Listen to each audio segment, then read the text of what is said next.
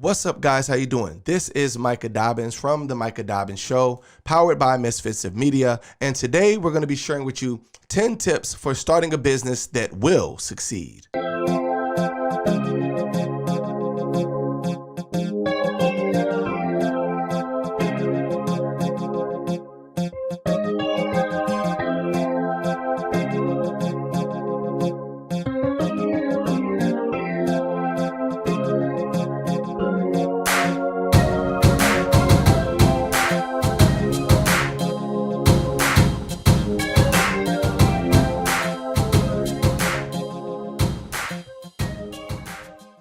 So many people, when it comes to starting a business for the first time, they worry about failure. They worry about if they have what it takes, but they usually have an idea or a dream or something motivating them to want to start their own company and do their own thing. And many of you have responded and let me know that you enjoyed the Building Generational Wealth series and you enjoyed some of my other entrepreneurial teachings. So I wanted to give you guys these 10 tips to help you before you jump out there and try to tread the entrepreneurial waters.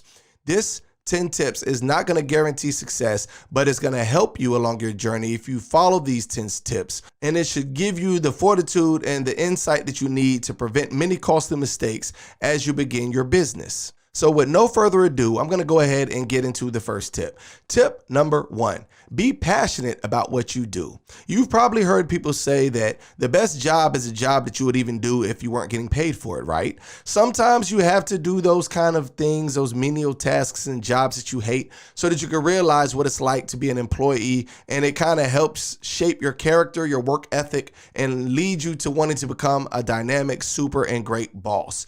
But before you can even get out there and do your first hire, you got to make sure that your idea can make money, right? So when you do your job, you want to be passionate about what you do, be it a good or service. You want to be excited about it. You want to decide that is it worth your time and your energy and your effort? Can you make money and a comfortable lifestyle doing it? And after you've decided these things, make sure that it's something that you have a passion for so that you won't burn out and quit before you even get your business off the ground. Tip number 2.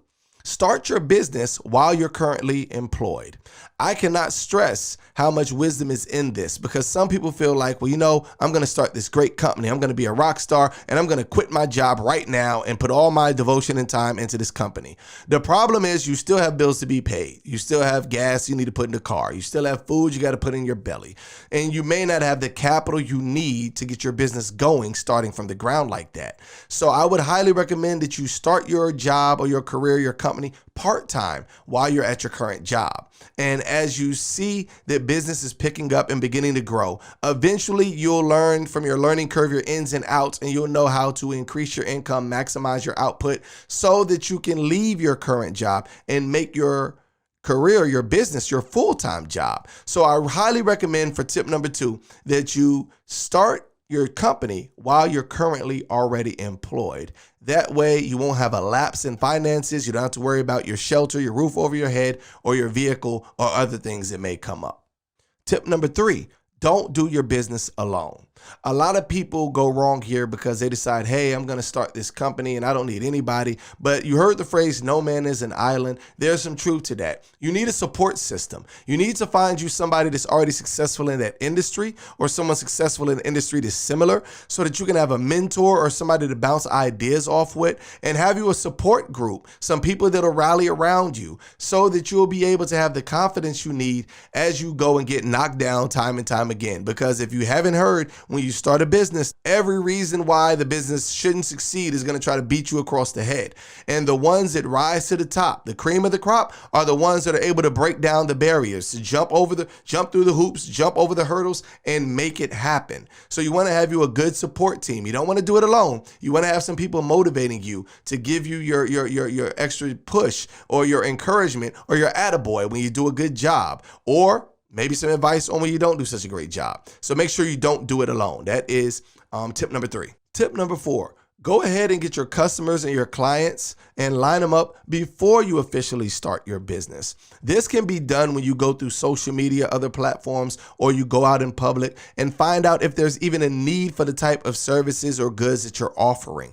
It is a sad day for somebody to get a business license, get all these different things put into place, and then find out that the business actually doesn't have any customers or doesn't have any needs. If you've ever watched Shark Tank, you're always going to find there's a common question when somebody brings in a product for the sharks to see. They ask them, do you have any orders? Even if the person didn't have the money to actually put the product out to the public, but they've only sent it to like test markets, they realize that if you don't have orders, it's kind of useless to have a bunch of product just sitting around. So tip number 4, get clients or customers first. Tip number 5, write a business plan. There's an old saying, failure to plan is planning to fail. You want to go ahead and get you a business plans and get all of the information, the ins and outs, the issues that can arise. You want to have all of that done and in place beforehand. And the reason why you do this is because there's some unforeseen circumstances that may jump out at you, but you don't want to miss the obvious ones or ones that you can learn if you write out the business plan, learning from other entrepreneurs. So make sure that you write a business plan before you get out, because it'll help you avoid pouring time and money into something that is never going to succeed anyway. Tip number 6, do your research. There's a lot of research that you need to do when you're writing your business plan, but there's also more research you need to do after you've written your business plan. What associations or groups would it benefit you to join to help your business grow even further? You want to examine these things so that you'll be able to maximize your profits in your company and also shorten your learning curve, because you're learning as you're going about and you want to be the expert of that field or that industry. It makes no sense for you to try to jump into an industry if you can't explain to people the benefit of the industry, why you're doing the industry, why you're selling the product, what it's going to do to benefit them. Remember that WIIFM, what's in it for me? You want to make sure that you're able to speak the language of that industry so that people will know you're not a novice, or at least they'll believe you're not a novice and believe that you have the experience that is needed to succeed and help them succeed while you're trying to sell your product or service. Tip number 7, seek professional help. Just because you start a business doesn't mean you need to be the accountant, that you need to be over payroll, or that you need to be HR and everything else. Seek professional help. Get people who really know these things so that you'll have insight and invaluable knowledge in the decision making on the other end of your business. Because some people feel like, well, I got to learn it all, I got to know it all. No. Find you people that have the experience or the knowledge, and that adds to the strength of your company, and it should ensure your success even further. Tip number 8, get your money lined up. A lot of traditional banks and traditional companies don't like to give money to new businesses who haven't been proven by their track record. A lot of them will even ask you, what have you had in your bank account for the past 3 months? And you have to give them statements. So you want to make sure that you have money already lined up, a cash reserve, in the event if anything goes wrong, which chances are more than likely something will go wrong when you start a business. However, having that extra cushion or that extra cash is going to help you even if it comes to expanding. Suppose you start a business and your orders or whatever it is you're doing picks up so fast that you realize you need more. So you want to go ahead and have that cash reserve in the event these unforeseen circumstances pop up. Tip number 9, be professional from the get-go. From the very start, you want to show professionalism in your business, in your brand. When you put that company name out there, people are going to look at how your employees are dressed. They're going to look at how you communicate. They're going to look at times, how quickly you get back to them. So be sure to be professional at all times and give a professional appearance so that they can spread the word about your new company or business. A lot of people don't realize that negative publicity, people speaking ill of your company, people will share that bad experience 7 times more than a good experience. They'll go tell everybody who's willing to give them their ear how bad of an experience they had at your business. So what you want to do to combat that is make sure that you're giving stellar service and that you're professional at all times so that they'll be able to go out and tell people how great your business is. Tip number 10, get all your legal and tax info right the first time.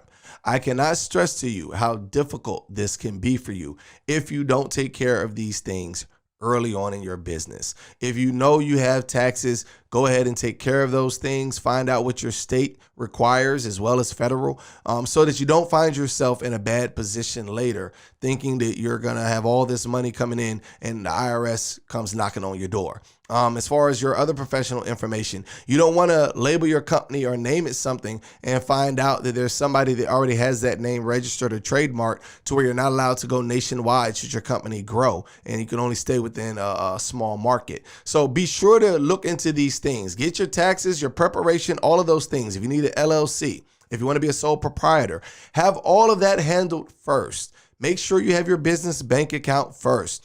Do all those things beforehand so that you can ensure the success of your business or brand. This is Micah Dobbins, host of the Micah Dobbins Show. Just wanted to give you these 10 tips for starting a business that will succeed. And be sure to check out my website, www.themicahdobbinsshow.com, for more tips and info. Thanks for watching.